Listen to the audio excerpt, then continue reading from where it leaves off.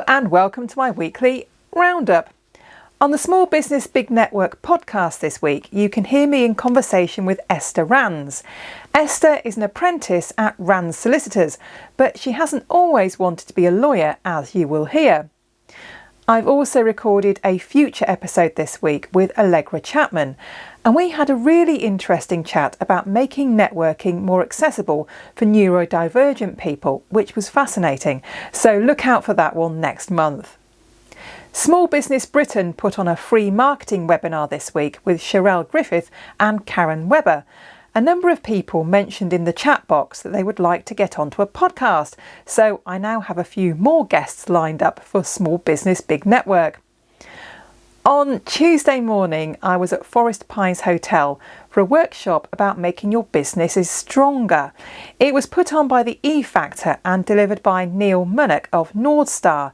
It was an interactive workshop and we all went away with tools to help with business planning. At the start of the morning, Mark Webb from eFactor mentioned that this was the last time we would see presentation slides with the EU logo on, as this month UK funding from the EU comes to an end. I find this particularly sad, as I would not be doing what I'm doing today if it hadn't been for European funding. Firstly, because it paid for my post at Channel 7 over 20 years ago, and secondly, because I've had a number of grants to help me grow my business. The funding landscape will look very different going forward, and according to Mark, will only be about 25% of what it has been.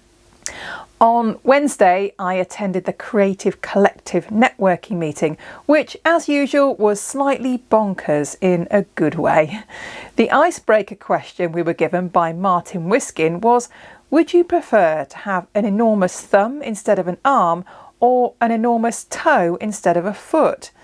It's got to be the thumb arm, hasn't it? You'd never get any shoes to fit an enormous toe, would you? If you're in a creative industry and you like to collaborate rather than compete, and if you like daft questions like that, then get in touch with Martin for an invitation to our next meeting. Yesterday, by the magic of Zoom, I attended the West Midlands 4N meeting, where Sheena Wyatt gave a very interesting talk on how to describe your business in just 30 words. It's a challenge. What words would you use? See if you can do it. If you're at a loose end tomorrow, that's Saturday, and you're in the northern Lincolnshire area, I recommend a visit to the Epworth Music Day. There will be bands, choirs and singers of all musical genres performing all around the town for the whole day.